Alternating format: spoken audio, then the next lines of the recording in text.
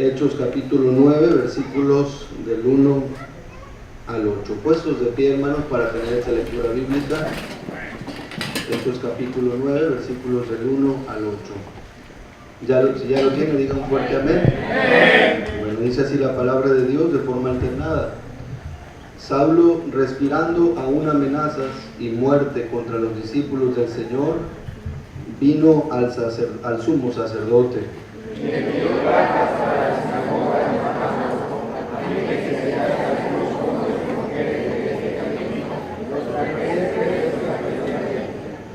Mas yendo por el camino, aconteció que al llegar cerca de Damasco, repentinamente le rodeó un resplandor de luz del cielo. Una voz le decía: Saulo, Saulo, ¿por qué me persigues? Él dijo: ¿quién eres, Señor? Y le dijo: yo soy Jesús, a quien tú persigues. Dura cosa te es dar coces contra el aguijón. Él, llorando y temeroso, dijo: Señor, ¿qué quieres que yo haga? Y el Señor le dijo: levántate y vete a la ciudad, y se te hará lo que debes hacer.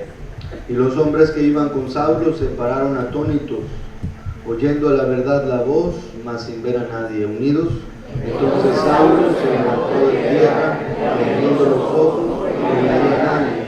Así que, llevándole por la mano, le metieron en Damasco. Vamos a hacer una oración, hermanos. Por favor, cierre sus ojos. Señor y Padre Celestial, en esta noche, Señor, gracias, Señor, por todo lo que hemos escuchado ya, Señor, de tu palabra. Una vez más, Señor, te ruego que tú puedas controlar mis labios y mis pensamientos para que yo pueda comunicar tu palabra. Señor, me reconozco ante ti incapaz de poder predicar tu palabra, Señor, pero ruego de tu Santo Espíritu, Señor, que me use, Señor, para tu gloria y para tu honra, Señor. Te lo ruego y te lo pido todo esto en el nombre de Cristo Jesús. Amén. Puede tomar su lugar, hermanos. Puede tomar su lugar. Quiero hablarle en esta noche, hermanos, acerca de cómo discernir la voluntad de Dios. Cómo discernir la voluntad de Dios. Déjeme decirle, hermano, que en cada uno de nosotros debe de haber un deseo de conocer la voluntad de Dios. Si usted es cristiano, usted tiene que tener un deseo. Debe de haber un gran deseo de conocer la voluntad de Dios. Pero también, hermano, debe de tener un deleite por hacer la voluntad de Dios. No solamente es importante conocer la voluntad de Dios, pero es importante deleitarnos en hacer la voluntad de Dios. Y qué gran peligro, hermano, qué gran peligro es negarse a hacer la voluntad de Dios. Porque nada va a estar bien en nuestra vida, hermano, si no hacemos la voluntad de Dios. Por eso es importante que cada joven, que cada señorita, que cada hermano, que cada hermana busque, hermano, hacer la voluntad de Dios para su vida. Amén, hermanos. Esta palabra de hacer la voluntad de Dios la usan los muchachos cuando están tratando de conquistar a una muchacha, ¿verdad? Es que ando buscando la voluntad de Dios, ¿verdad? Ando buscando. Es que voy a ir al instituto porque quiero conocer la voluntad de Dios. Ajá. Todos necesitamos, hermano, hacer la voluntad de Dios. Ahora, por supuesto que la voluntad de Dios no es conocer a una muchacha, nada más, ¿verdad? Necesitamos, hermanos, cómo discernir la voluntad de Dios. Quiero decirle también, hermano, que hay muchos problemas en este asunto de la voluntad de Dios, hermanos. Muchas personas malinterpretan lo que es la voluntad de Dios. Algunas personas piensan que el hacer la voluntad de Dios y conocer la voluntad de Dios y deleitarse en hacer la voluntad de Dios nada más es para cierta clase de personas en las iglesias. Algunos piensan, ¿verdad?, que solamente es para el pastor y su esposa y ellos sí pueden hacer la voluntad de Dios. Algunos piensan que hacer la voluntad de Dios nada más es para los misioneros, pero que no es para todos hacer la voluntad de Dios. Déjeme decirle, hermano, que Dios tiene un plan perfecto para el evangelista, para el predicador, para la secretaria, para el plomero, para el electricista, para el albañil y para el profesionista. Dios quiere que usted haga la voluntad de Dios. La voluntad de Dios, hermano, no nada más es para una clase de personas. Pero muchas personas dentro de una iglesia malinterpretamos que la voluntad de Dios nada más es para ciertas personas. No, hermano, Dios tiene un plan específico para ti, joven, para ti, señorita, para usted, hermano, hermana. Dios tiene un plan para cuantos haya en el mundo, hermano. Cuantas personas hay en el mundo, Dios tiene un plan para cada cabeza, para cada vida, para cada alma, hermano. Amén, hermanos.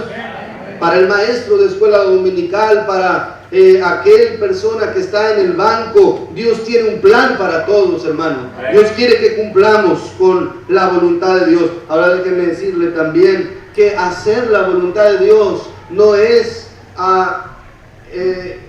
tener miseria. ¿Cómo se malinterpreta la voluntad de Dios? Es que si yo hago la voluntad de Dios va a ser muy doloroso para mí. Es que si yo hago la voluntad de Dios, yo creo Dios me va a meter en la miseria, no voy a tener dinero. Hermano, nada más equivocado. ¿Qué pensamiento tan más equivocado? Hacer la voluntad de Dios no quiere decir que usted será pobre, que a usted le van a enviar de misionero. No, Dios, hermano, qué tragedia es que confundamos este asunto de la voluntad de Dios. También hay personas que llegan a pensar de la voluntad de Dios. Óigame, aquellos que dicen, yo ya perdí la oportunidad. Cuando yo era joven, yo tenía un plan, Dios tenía un plan para mi vida, pero ahora yo ya estoy viejo, dicen algunos. Creo que yo hubiera podido haber sido un buen predicador. Creo que yo pude haber sido un buen misionero cuando yo era joven. Pero ahora es demasiado tarde para mí. Hermano, nunca, como dije en la mañana, es demasiado tarde. No importa cuándo usted haya recibido a Cristo, si fue, hermano, en la primavera de su vida, o fue en el ocaso de su vida, en el atardecer, en la vida adulta, hermano, Dios todavía sigue manteniendo un plan para su vida, hermano. Nunca será demasiado tarde, hermano. Nunca, escúcheme bien, le mencionaba hoy esta mañana acerca de esos misiles que son teledirigidos. Cada misil, hermano, tiene una trayectoria, un camino cuidadosamente trazado, un vuelo perfectamente trazado.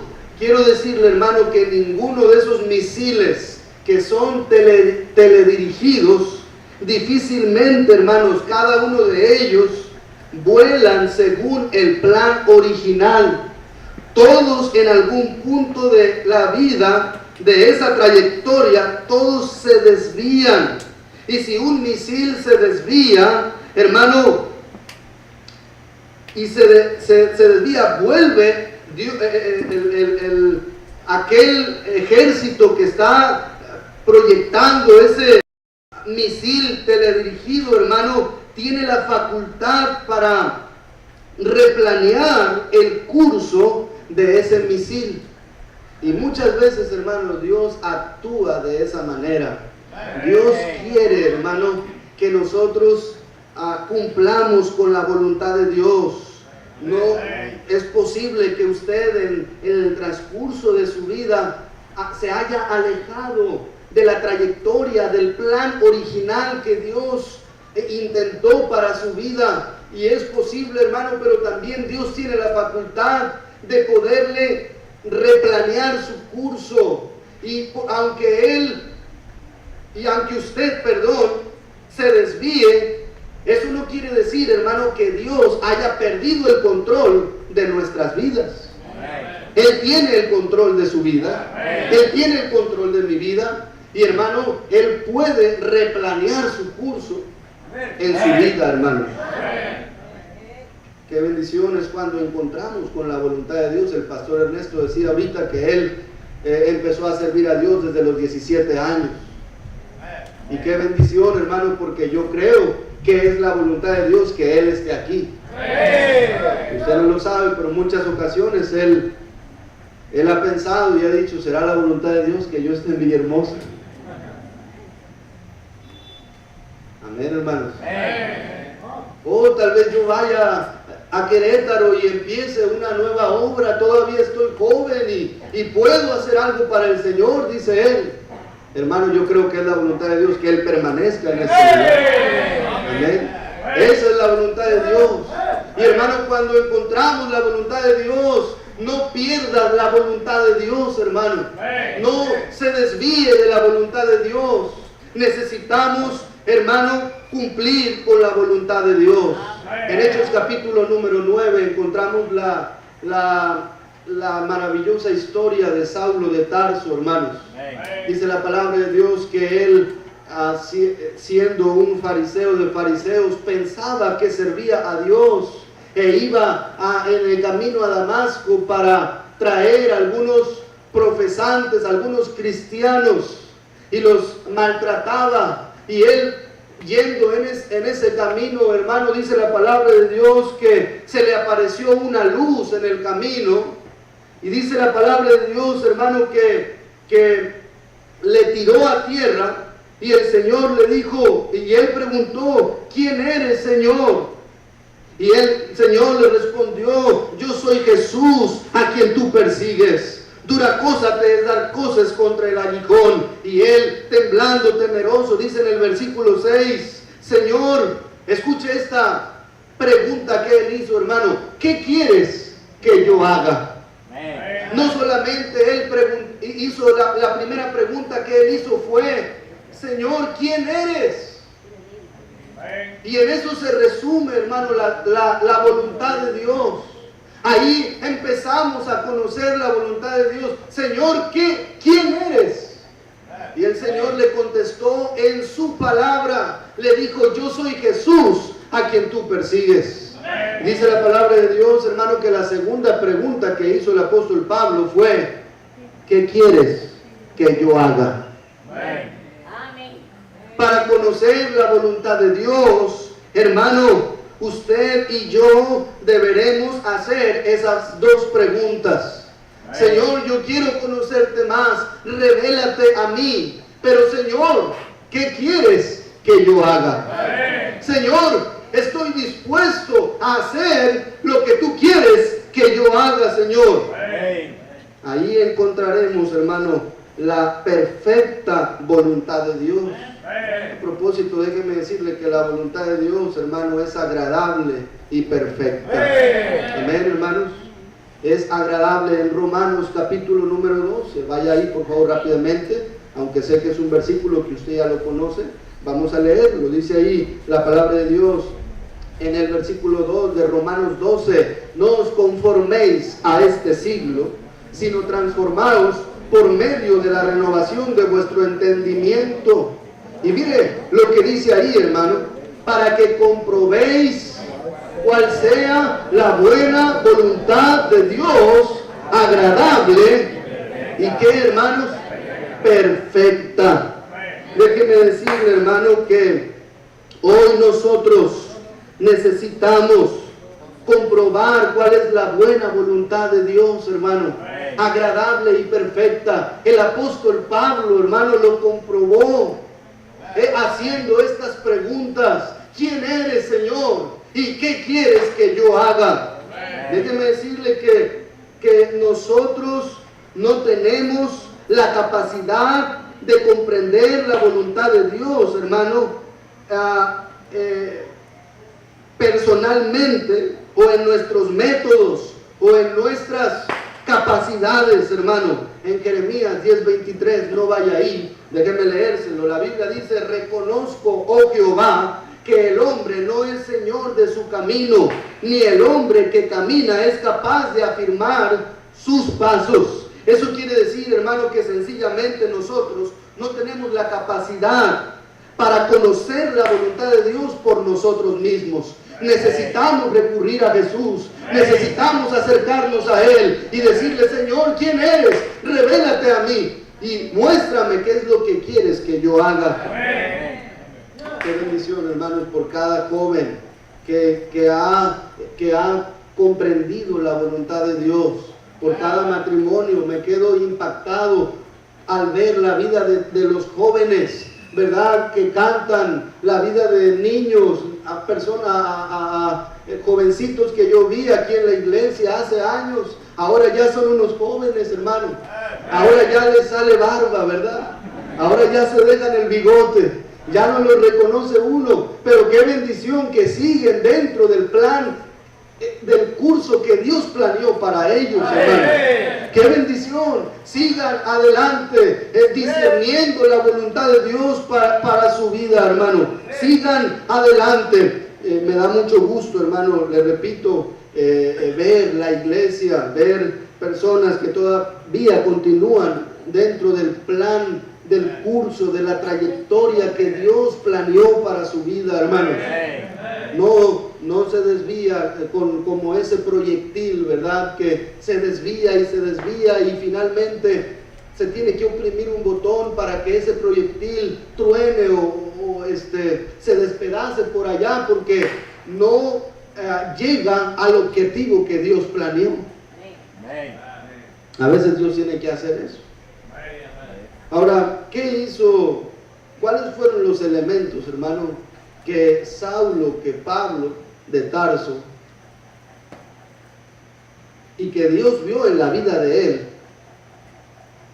para que Pablo conociera la voluntad de Dios? En primer lugar, hermanos, yo creo que Pablo tuvo disposición. Quiero hacerle una pregunta hoy en esta noche.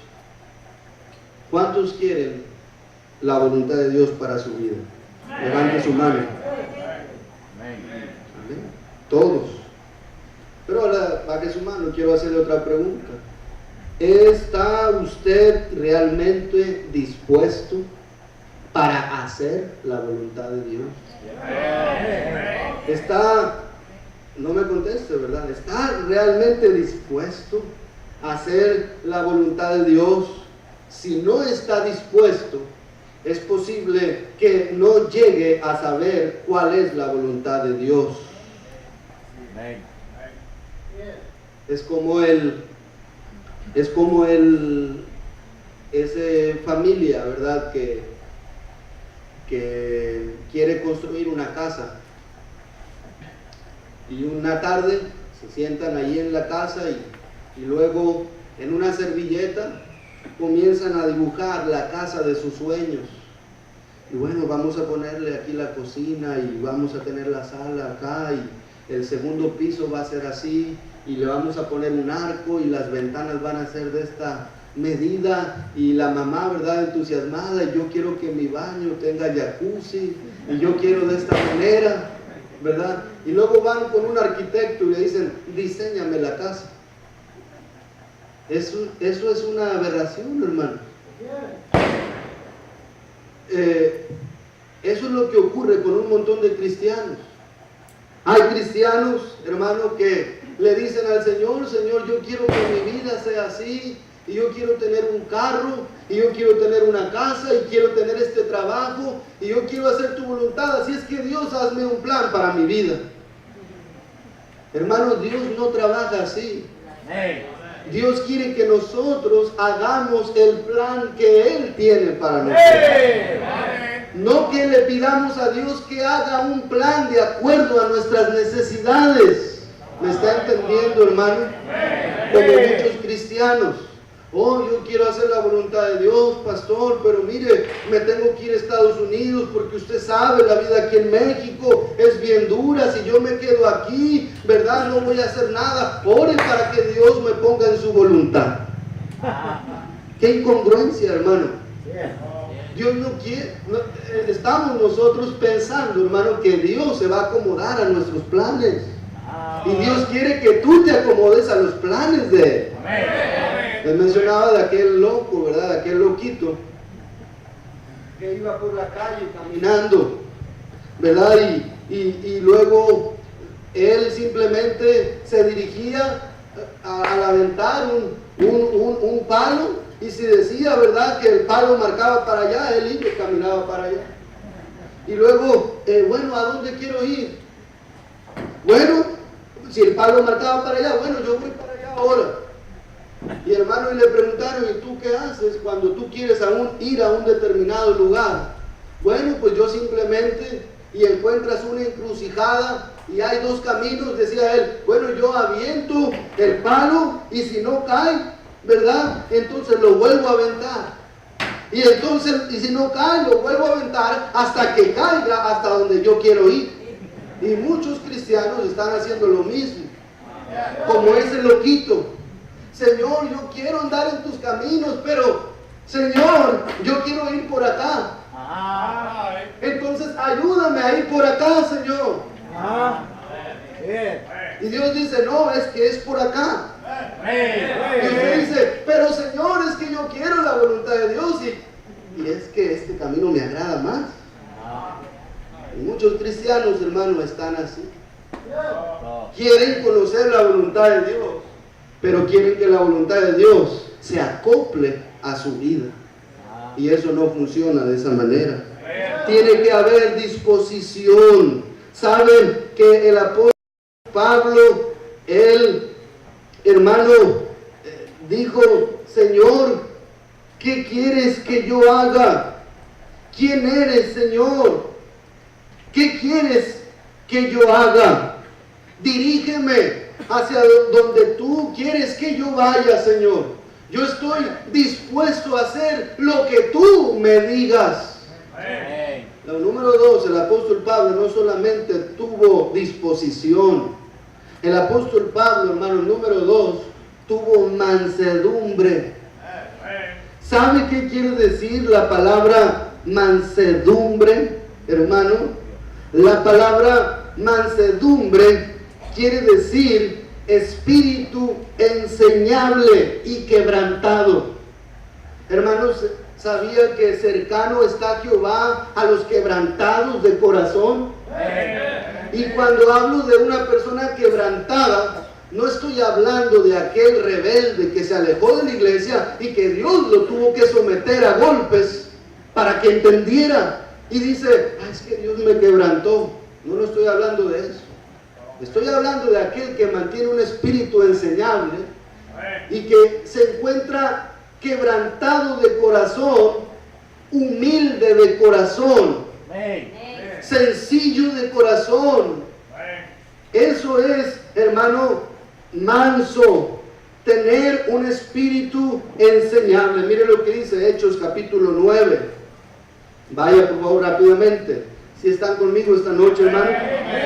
Hechos capítulo 9, versículo número 8. Dice la Biblia que Saulo se encontró con el Señor en el camino a Damasco y dice que fue levantado del suelo, aún con los ojos abiertos. El apóstol Pablo, Saulo de Tarso, en ese momento, hermano, óigame, no veía nada.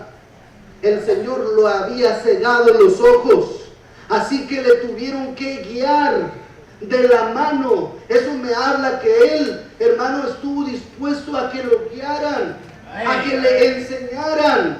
Dice la Biblia, el versículo 8, entonces Saulo se levantó de tierra y abriendo los ojos no veía a nadie, así que llevándole por la mano le metieron en Damasco. Ahora sí, Dios tuvo que poner a Pablo en una situación, hermano, en donde él tenía que ser dirigido por alguien. Y muchas veces, hermano, para conocer la voluntad de Dios, Dios te va a poner en una posición en tu vida, hermano, en donde tengas que aprender de alguien más. Pues todos queremos ser el jefe, ¿verdad? No, yo aquí yo sé, a mí nadie me enseña nada. Yo digo cómo se hacen las cosas. Y no estamos dispuestos, hermano, a que un niño nos enseñe, o un joven tímido por ahí nos enseñe, porque ya lo sabemos todo, hermanos. Espíritu enseñable. Amén, hermanos. Pablo tuvo que ser llevado, dirigido, hermano, guiándole de la mano. Déjeme decirle, hermano, dicen que en tiempos antiguos, los antiguos vaqueros, hermanos, ellos atrapaban a los caballos salvajes y los golpeaban para amansarlos.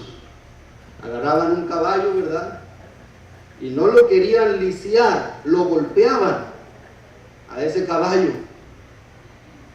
con la finalidad, hermano, de que mantuvieran la fuerza de ese caballo. Y entonces, hermano, querían conservar la velocidad, no solamente la fuerza, también la velocidad de ese caballo. Por eso es que lo atrapaban y lo comenzaban a golpear, porque era un caballo salvaje. El propósito de estos vaqueros era tener una meta para ese caballo salvaje, poder meterlo en carreras o poderlo usar para el trabajo. Ese era el propósito, y tenían que amansarlo, golpeándolo, hermano, y ver la manera de cómo montarle una silla y ponerle un freno en su boca para poder controlarlo, hermano. ¿Qué estaban haciendo, hermano? Estaban tratando de encontrarle el propósito de vida a ese caballo, hermano.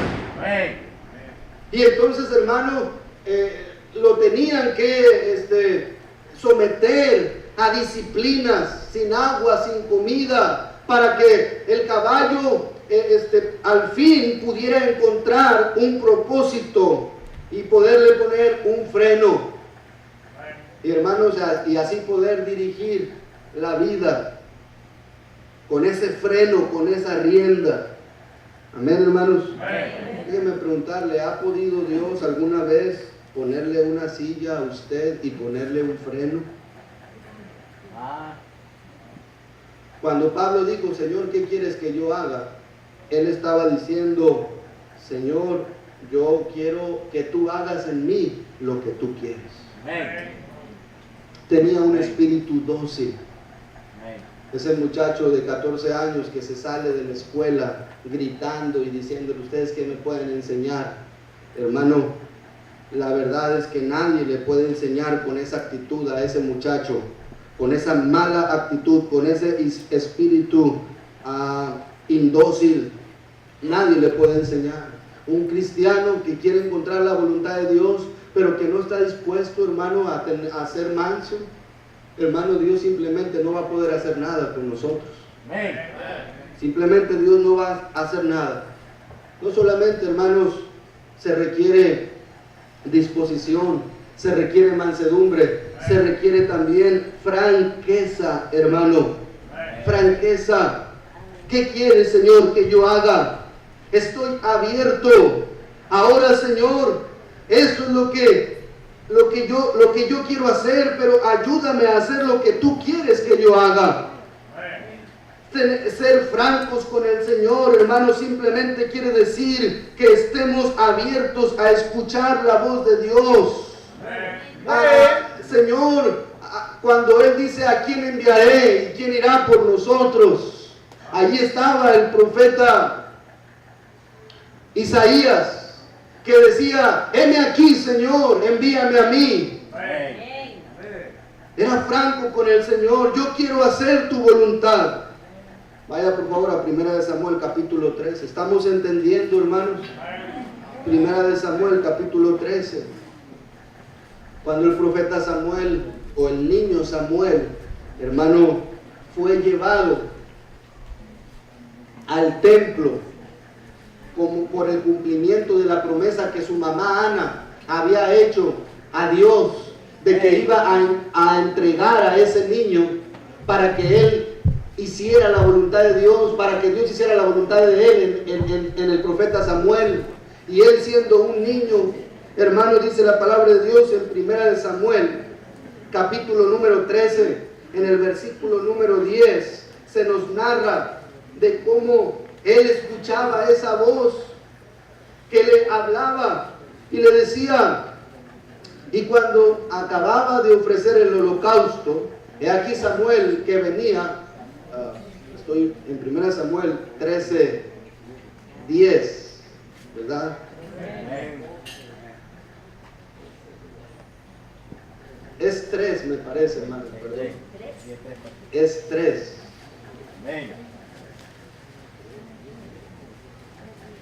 Dice que en el versículo 9, y Elí dijo a Samuel, ve y acuéstate, y si te llamare dirás, habla Jehová, porque tu siervo oye. Y así fue Samuel y se acostó en su lugar. Y vino Jehová y se paró y llamó como las otras veces, Samuel, Samuel. Entonces Samuel dijo, habla, porque tu siervo oye. ¿Se acuerdan de esa historia, hermano? De cómo fueron repetidas veces que Dios estaba llamando al profeta Samuel para darle un mensaje especial. Y estaba pensando Samuel que Elí era el que le estaba hablando. Y le dice, Elí, si vuelves a escuchar esa voz, dile, habla, que tu siervo oye. La manera correcta, hermano, de responderle al Señor es, habla, que tu siervo oye. Pero ¿sabe cómo oramos nosotros a Dios? Escucha, Señor, que tu siervo habla. Eso es lo que decimos. Escucha, Señor, que tu siervo habla. Todo lo contrario, hermano, a lo que nosotros encontramos en la Biblia. Queremos conocer la voluntad de Dios, pero decimos, escúchame, Señor, que yo quiero que tú acomodes tu plan a mi vida. Se necesita franqueza. Se necesita una cosa más, hermano, se necesita sumisión. Se necesita disposición, se necesita mansedumbre, se necesita franqueza, se necesita sumisión. Quiero que noten Hechos capítulo 9, versículo 8, hermanos. Hechos capítulo 9, versículo 8. ¿Lo tienen, hermanos? Versículo 8, mire lo que dice la palabra de Dios. Entonces Saulo se levantó de tierra y abriendo los ojos no veía a nadie. Así que llevándole por la mano, le metieron en Damasco. Dice que ahora aquel fariseo de fariseos, hermano, escúcheme, Saulo, pudiéramos decir, hermano, que él era un catedrático de hoy en día. Él conocía perfectamente bien la ley. Es probable, hermano, que lo equivalente a nuestros días de hoy sería como que habláramos de Pablo, que él tuviera 3 doctorados. Ahora, un hombre con 3 doctorados, ser dirigido, un hombre, hermano, conocedor de la ley, ahora, hermano, tener que ponerse a la disposición de un discípulo muy poco conocido, porque en el versículo número 10 la Biblia dice que había en Damasco un discípulo llamado Ananías, y no se habla mucho en la Biblia de Ananías, hermano. Cuando Dios le dijo a Ananías que fuera a Saulo, Ananías obedientemente fue con Saulo y oró por Saulo para que recibiera el Espíritu Santo. Y él fue el que le comenzó a presentar, me imagino yo, hermano, a todos los discípulos, para que en un futuro Saulo de Tarso se convirtiera en un gran y tremendo misionero de todos los tiempos, el gran apóstol Pablo. Pero ¿qué tuvo que haber hecho Saulo, hermano? Se tuvo que ahora, un hombre con 3 doctorados, ponerse a la disposición de un discípulo muy poco conocido, hermanos. Y esto me habla de su misión. Le condujeron a Damasco. En este episodio, hermano, aprendemos que Dios envió un mensajero para instruir a Saulo, aquel hombre, como ya le dije, llamado Ananías. Vemos aquel orgulloso fariseo, Saulo, ahora sumiso a las instrucciones de un discípulo de Jesús muy poco conocido, hermanos. Yo creo que Ananías fue el que le dijo: Saulo, te tienes que bautizar. Saulo, mira, vamos a salir a predicar, vamos a salir a ganar almas, porque eso es lo que Dios quiere. Dice, hermano, que si usted estudia la Biblia se dará cuenta que Saulo de Tarso no batalló, hermano, para bautizarse. Inmediatamente fue bautizado, inmediatamente lo encontramos predicando la palabra del Señor, de tal manera que los que lo escuchaban quedaban anonadados, atónitos, y decían: ¿no es este el que asolaba la iglesia? Hermano, dio un cambio genuino, porque entendió que era necesario hacer la voluntad de Dios. Y escúcheme, hermano, Dios no solamente le ha salvado por salvarle. Dios, hermano, le ha salvado y le ha confeccionado a usted para que ande en buenas obras. Y esas buenas obras son parte del trabajo de la iglesia local: el ganar almas, el servir como maestros de escuela dominical, el servir como ujieres, el servir cantando en la iglesia, siendo ujier, entre otras muchas cosas que usted puede hacer, como el hermano Ricardo García. Amén, hermanos. Hermanos, cuando yo conocí a ese joven me impresionó realmente. Yo dije: wow, nunca había visto, y es más, no conozco a nadie como él. En sus limitaciones, haciendo la obra de Dios. Eso quiere decir, hermano, que sí podemos hacer la voluntad de Dios. Sí podemos, hermano, hacer la voluntad de Dios. Solamente que no queremos hacer la voluntad de Dios. Por eso sea franco con Dios. Si usted no está dispuesto a rendirse a la voluntad de Dios, ¿por qué Dios debería mostrarle a usted su voluntad? Si tú no quieres rendirte a la voluntad de Dios, ¿por qué Dios te tiene que mostrar su voluntad? Señor, dame tu voluntad. Y usted no quiere rendirse a la voluntad de Dios. ¿Me está entendiendo, hermanos? Por último, quiero decir esto, hermanos. La voluntad de Dios para cada uno de nosotros, usted se va a sorprender. La voluntad de Dios para cada uno de nosotros simplemente se encuentra en una palabra. ¿La quiere saber? La voluntad de Dios, hermanos, se encuentra en Jesús. Jesús es la voluntad de Dios para su vida.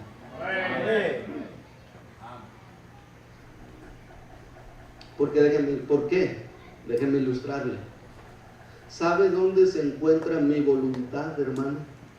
Mi voluntad. ¿Usted sabe dónde se encuentra mi voluntad? ¿En qué parte de mi cuerpo se encuentra mi voluntad? En mi mente. Yo controlo en mi mente lo que hace mi mano. Amén. Si yo le ordeno en mi mente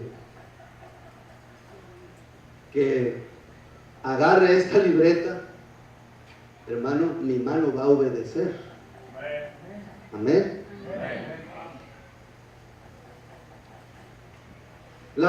Mi voluntad se encuentra en mi cabeza, hermanos. ¿Y sabe quién es la cabeza de la iglesia? Jesús es la cabeza de la iglesia. Cristo es la cabeza de la iglesia. Y ahora, escúchenme. ¿Cuál es la voluntad de mi cuerpo? Mi cabeza. Yo no quiero que un día mi mano tenga su propia voluntad. ¿Verdad, hermanos?